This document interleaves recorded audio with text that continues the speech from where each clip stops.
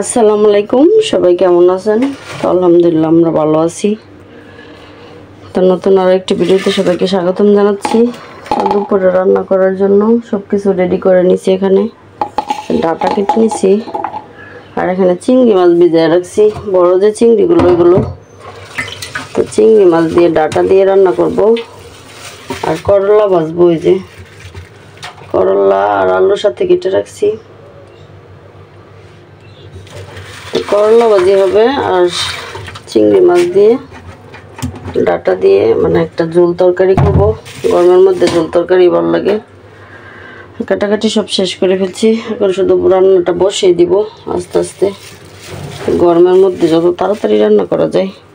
11:30 বাজে, তো রান্না করে আরও আধা ঘন্টা আগেই আসছি।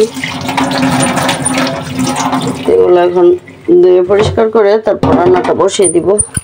তো করলা ভিজে এইগুলাই ছিল, তো ভাবলাম নষ্ট হয়ে যেতেছে, তো সবগুলোই কেটে নিছি। করলা ভাজি তো দেখা গেছে সানির আব্বুর অনেক পছন্দ, তো ভাবলাম সবগুলোই করে ফেলি, তা না হলে পচা একদম খাওয়া যাবে না। তো করলা ভাজির সাথে আবার কয়েকটা আলুও দিছি। তো এখন শুধু এগুলো ধুয়ে পরিষ্কার করি। তো সব কিছু বাজ করে এই যে করলা ভাজিটাও বসাই দিয়েছিলাম। করলা ভাজিটাও প্রায় হয়ে আসছে, আর একটু ভাজা ভাজা হবে, তারপর নামিয়ে ফেলবো।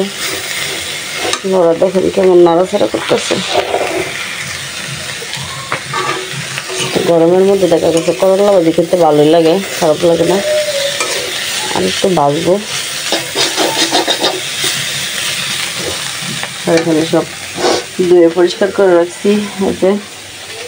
আর এখানে চিংড়ি মাছটা ধুয়ে পরিষ্কার করে নিয়েছি, পেটটা একদম। তো করলা ভাজিটা নরমে চিংড়ি মাছের তরকারিটা বসাই দিব। আর বাইরে যে রোদ, প্রচুর পরিমাণে গরম পড়ছে। কি অবস্থা বাহিরে রোদের, গরমের জন্য বাইরে বেরই হওয়া যাচ্ছে না। বৃষ্টির তো কোনো নামগন্ধই নাই, প্রচন্ড গরম। তো করলা ভাজিটা নামিয়ে সব মশলা কষিয়ে যে চিংড়ি মাছের তরকারিটা বসাই দিলাম। চিংড়ি মাছ দিয়ে মশলার সাথে ভালোভাবে একটু কষাবো, তারপরে যে ডাটাগুলো দিয়ে দিব। এগুলো দেখা গেছে নদীর চিংড়ি, খেতে ভালোই হবে। বড় চিংড়ি তো বেশ কিছুদিন আগে নিয়ে আসছিল, ভিজে রেখে দিয়েছিলাম। ডাটাগুলো আর একটু ভালোভাবে ধুয়ে নিই। ডাটাগুলো অনেক ভালো সিদ্ধ হয়। অনেকদিন রান্না করছিলাম, তো দেখা গেছে ভালোই সিদ্ধ হয়েছে।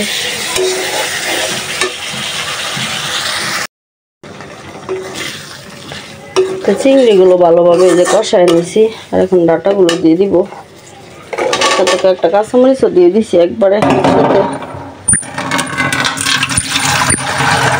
দিয়ে ভালোভাবে কষায় তারপর জল দিব।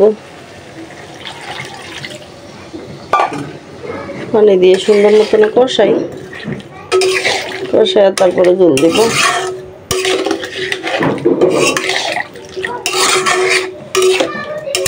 গরমের যে অবস্থা, দেখা যাচ্ছে শুকনা তরকারি মানে খাওয়ার চেয়ে একটু ঝোলের তরকারি খাইলে ভালো হয়।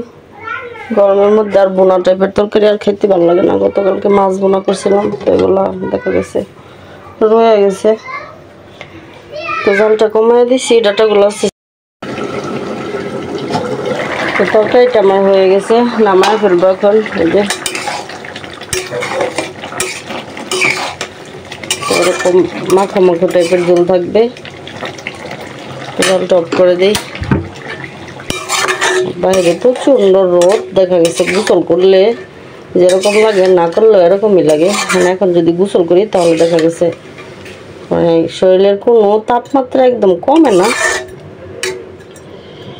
শরীর একদম গরম, পানি ঝরে সারাদিনই। তো গোসল করবো, গরম মুছে ফেলছি। গরমের মধ্যে গোসল করা যায় না করা একই কথা। তো গোসল করলে একটু ঠান্ডা লাগে, সাথে সাথে তারপর আবার যেই সেই গরম।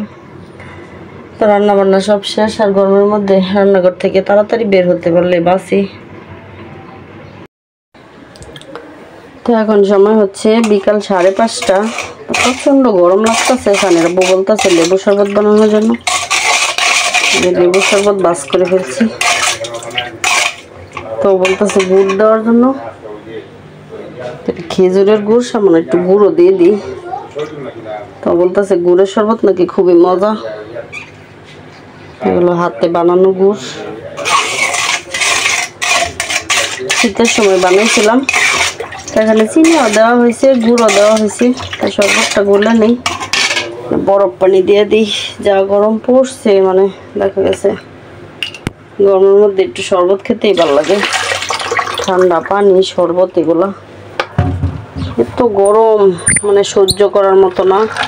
আর আমার বাসায় প্রচন্ড গরম, ছাদের তাপ অনেক, মানে রাত্রেবেলাও ঠান্ডা হয় না ছাদ, এতটাই গরম। একটু বেশি করে বানায় রাখি ফ্রিজে, তারপর রাত্রেবেলাও খাওয়া যাবে। সানির আব্বুর তো হাই প্রেশার দেখা গেছে, মানে ও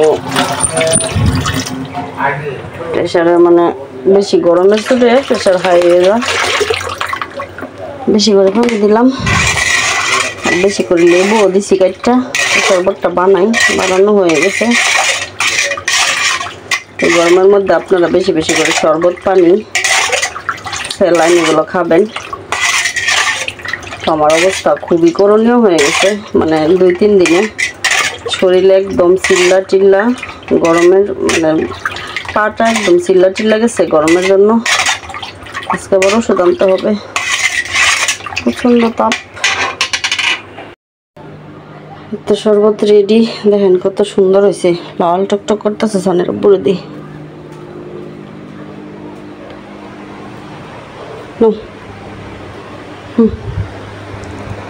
ধরো। একদম খেজুরের গুড় দিছি, আর দিছি জানি চিনি দিছি অল্প। খাই দাওছেন কেমন হয়েছে?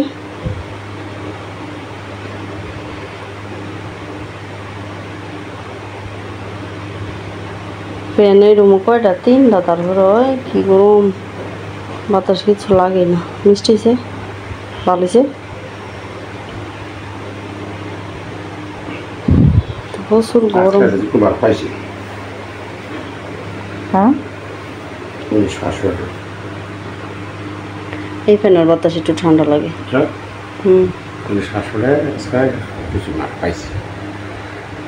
মনগুলো পরে চুলানি খাইতে আগে তো পড়ছে না বেশি।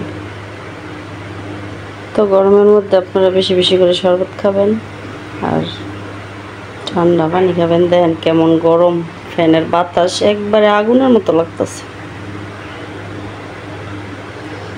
তো সবাই ভালো থাকবেন, আল্লাহ হাফেজ।